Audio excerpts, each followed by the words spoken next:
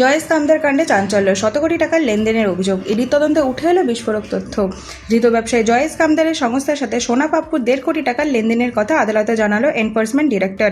জানা গেছে, supreme credit corporation লিমিটেডের ডিরেক্টর কামদারের সাথে এসপি কনস্ট্রাকশনের এই আর্থিক সংযোগ রয়েছে। এমনকি সোনা পাপ্পুর স্ত্রীর নামে থাকা সংস্থার সাথেও লেনদেনের অভিযোগ উঠেছে। ইডির দাবি, ক্যালকাটা গুজরাটি এডুকেশন সোসাইটি নামে ভুয়ো সংস্থার মাধ্যমে 40 কোটি টাকা এবং চিকাস এন্টারপ্রাইজ নামের আরেকটি সংস্থার মাধ্যমে প্রায় 1100 কোটি টাকার লেনদেন হয়েছে।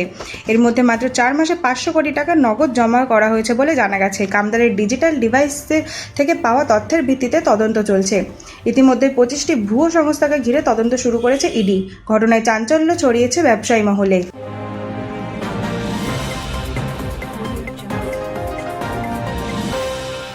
ইসলামাবাদে সম্ভাব্য ইরান আমেরিকা বৈঠক, হরমুজের ইস্যুতে জট। পশ্চিম এশিয়ার শান্তি ফেরাতে আজ ইরান ও যুক্তরাষ্ট্রের মধ্যে গুরুত্বপূর্ণ বৈঠক হতে পারে ইসলামাবাদে। তবে এই বৈঠক ঘিরে এখনও কাটেনি অনিশ্চয়তা। তেহরানের স্পষ্ট দাবি, হরমুজ প্রণালী থেকে আমেরিকার অবরোধ না উঠলে আলোচনায় বসবে না তারা। ফলে কূটনৈতিক স্তরে টানাপোড়েনের দাঁড় জারি হয়েছে।